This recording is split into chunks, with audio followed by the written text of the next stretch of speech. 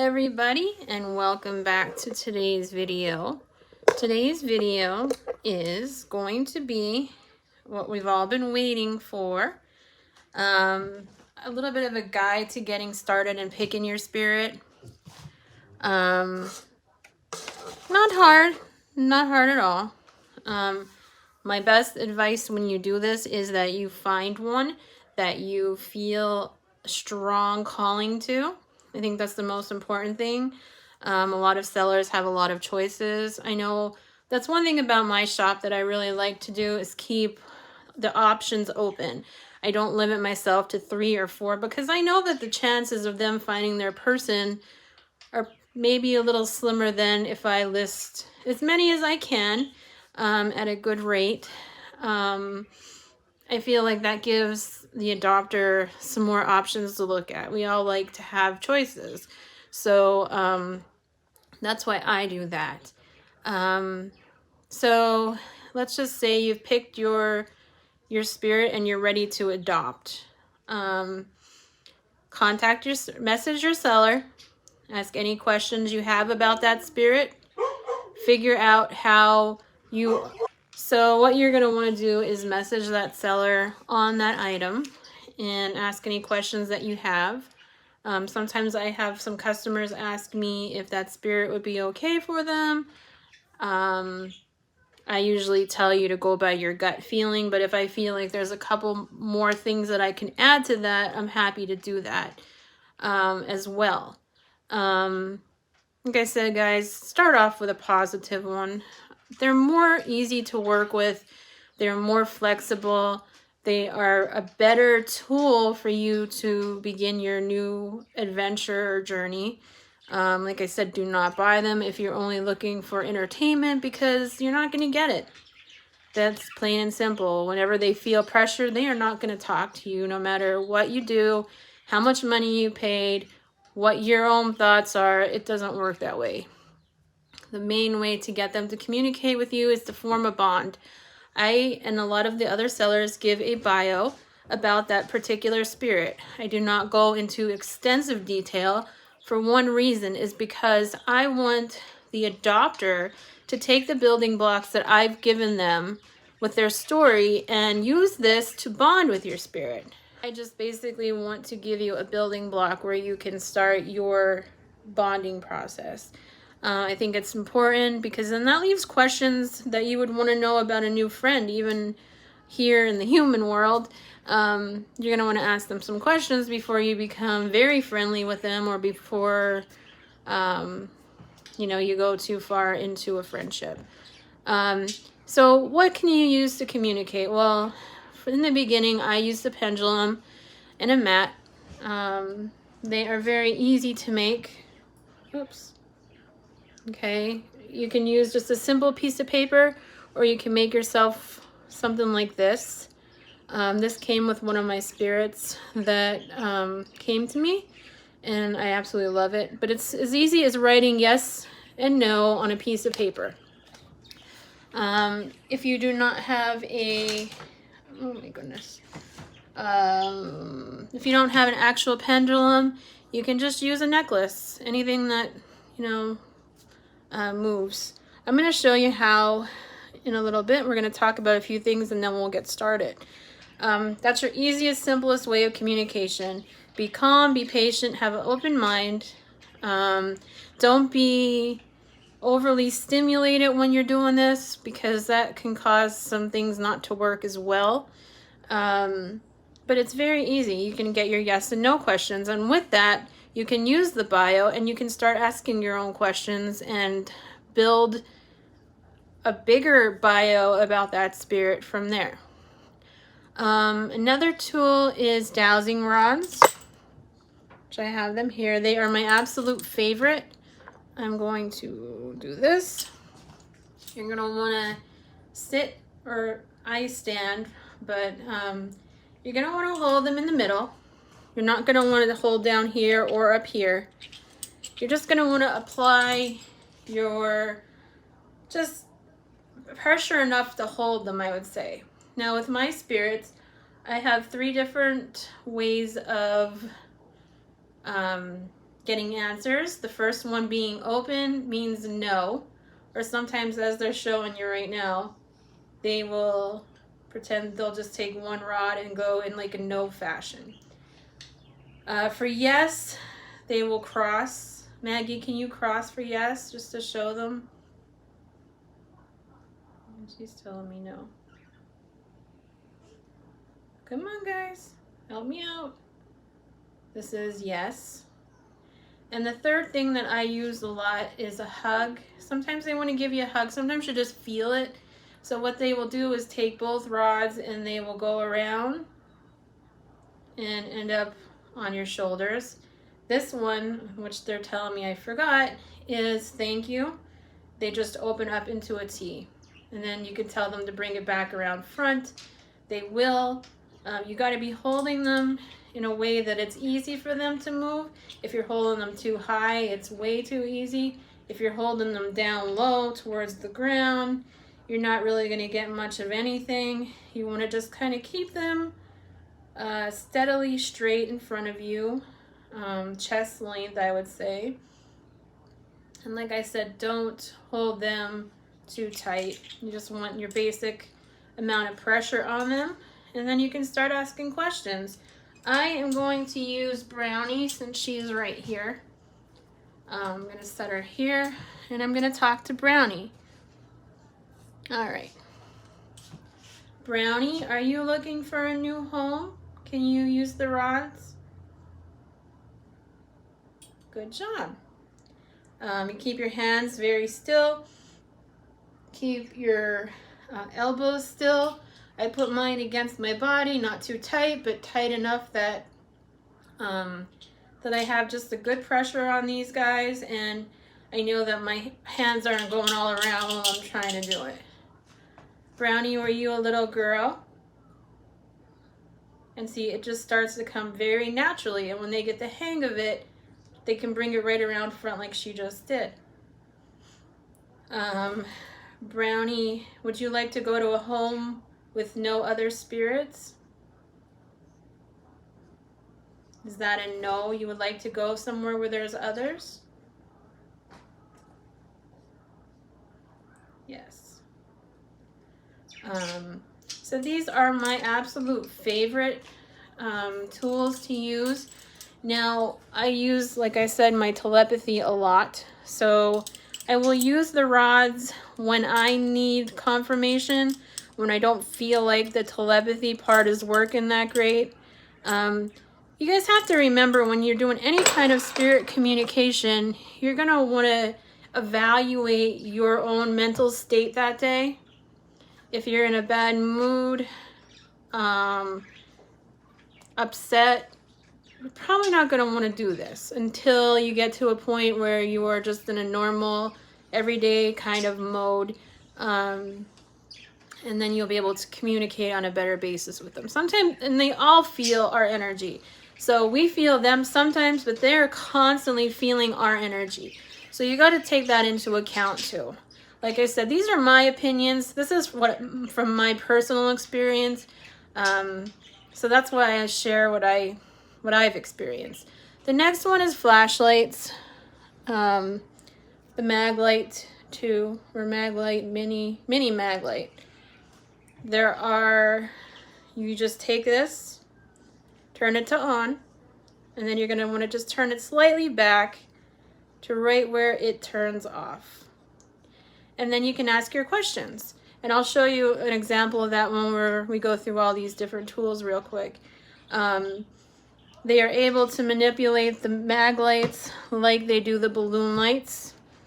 With every adoption, I always send you guys these little tiny lights. What you're going to want to do with them, turn it on, and then take it all the way back, slowly, just so it turns off. Okay? And then you're going to want to place that in front of their vessel.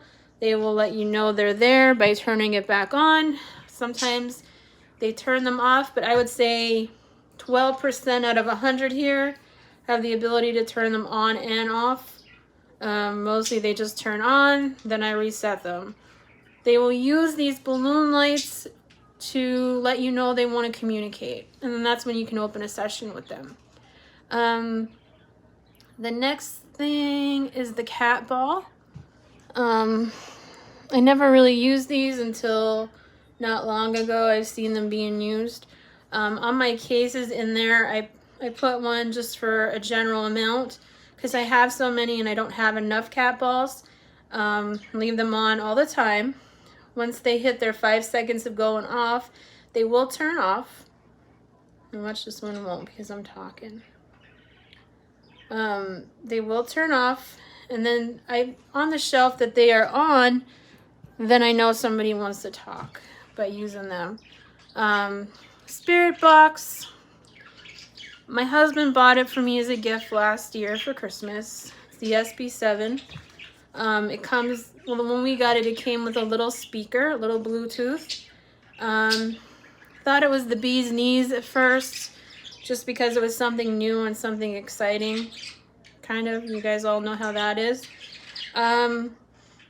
Since, like I said, I get such good visions and I get such good telepathy, Spirit box is kind of a little bit below me, I guess. But that's not contradicting anything because I know everybody's not like me. You can just turn it on. Okay. And then it has a sweep rate. You can sweep forward or sweep backward. You can hook it up to your Bluetooth speaker. Let's see here. Okay, so we want to sweep forward. And that's where you get that cool little da-da-da-da-da-da. Okay. You can also change the rate to how far or how much you want to slow it down or speed it up. Let's see here. My favorite, I don't really care for it too much because like I said, I don't really need it. Anyway, there is one really cool thing about this that I love, and that is the temperature sensor. I use this a lot. If you follow me on Instagram, you see that too. You can use just the temperature sensor by pushing this button, and it'll set like that. And then when anything comes up to it, warm or cold, let's just do that, it will set off. My finger obviously is warm, so it's setting that off. But when I take my finger away, it turns off. So when I do my sessions, I'll set that far away from me, far out of the way of any kind of drafts or anything like that. And that's one other way that they can communicate with me, and I absolutely love this for that reason. Apps. Okay, this is my personal opinion. No offense to nobody out there who uses apps, but they are not my favorite. Sometimes they'll throw a couple things out there that are true. Other times, I'm sorry, but I just don't believe they're very accurate. I've tried every app that you guys have. I've used Necro for a while, Spirit Talker for a while. I don't even know them all. Ghost Tube, SLS. SLS, I picked up some things, as you've seen in my Berlin video. I picked up a few figures in the little restaurant that we ate at. So it's okay. Like, I'm not saying that any of this is really bad. I'm just saying that if I use these tools, I kind of weed out the stuff that doesn't make any sense. Just because they say, pink or my name was Mary, it does not always mean that's the case. That is just taking one word and saying that's what it is. If you have multiple spirits around you that you don't know, because obviously they're everywhere, you don't know if you're talking to a particular one. So apps are not my favorite. Please don't critique me on that, because that's just, some of it's good, some of it's far-fetched. So I'm going to give that a 50-50. Like I said, in my telepathy, I use my telepathy all the time. It's something that I cannot turn off. No matter how much money in the world I could pay, I cannot turn that off. Some nights I will get visions or just hear in my head, you better go check on this one because he's doing something he shouldn't. I don't know if it's just, some people would call it mom mode or wife mode, but usually when I hear things like that, I do have to check on it because of probably something.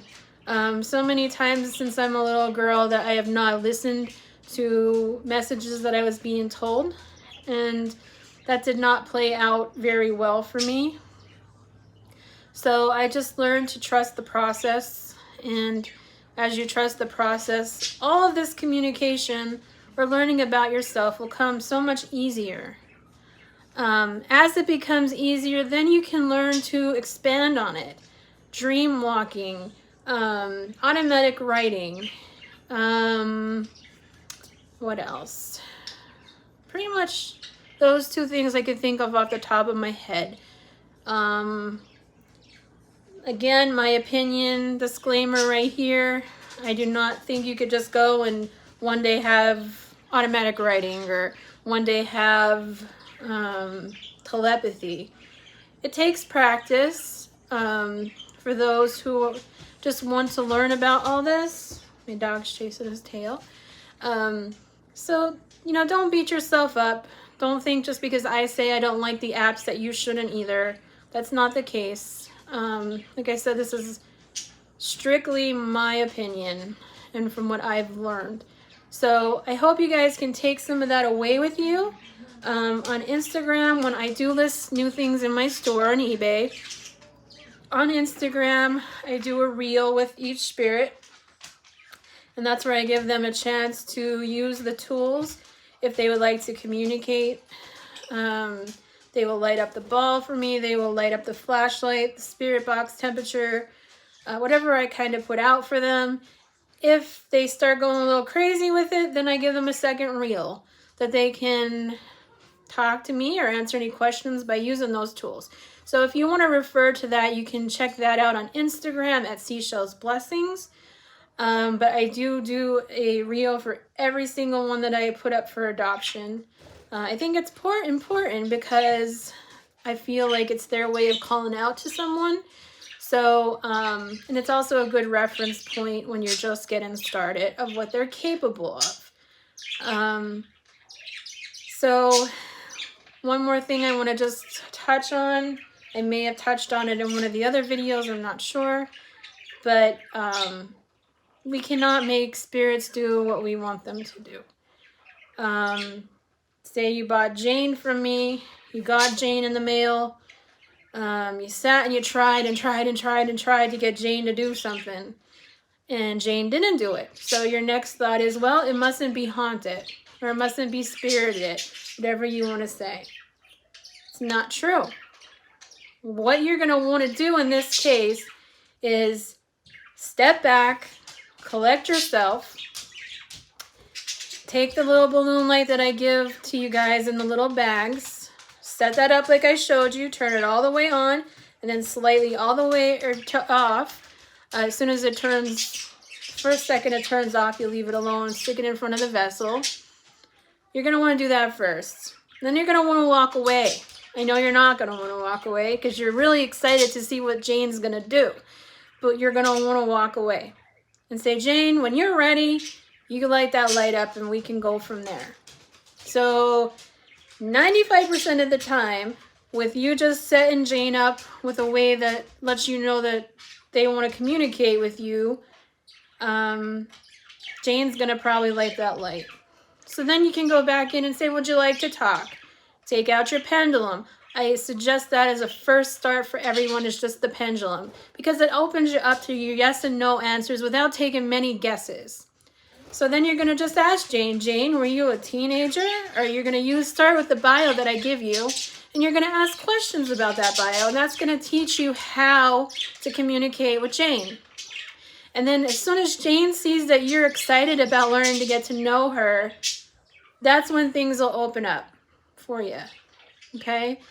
Don't be discouraged. Don't be real quick to say it's not haunted, it's not spirited, whatever. Take your time, because it's not a race to get to know them. This is basically everything is done on their time. And that's the most important thing that you can know, is that everything's done on their time. Just like you. You can get Jane in the mail on a Tuesday, and Jane's having a bad day because she's stressed out from shipping. She may have been in that box for 2, 3, 4, 5 days. And she's stressed out because she left the only home that she may have known, and now she's with a new person. So you're going to just want to give Jane the okay. Jane, here's your balloon light. When you're ready to talk and open up, then we will do that. And as you see, the more that you start to bring into your home, the easier that point comes, because the other spirits will see the new spirit and will most likely welcome them into your home. So that's all I'm going to say about this. The dog needs a drink, and I'm going to catch you in the next one. So thank you.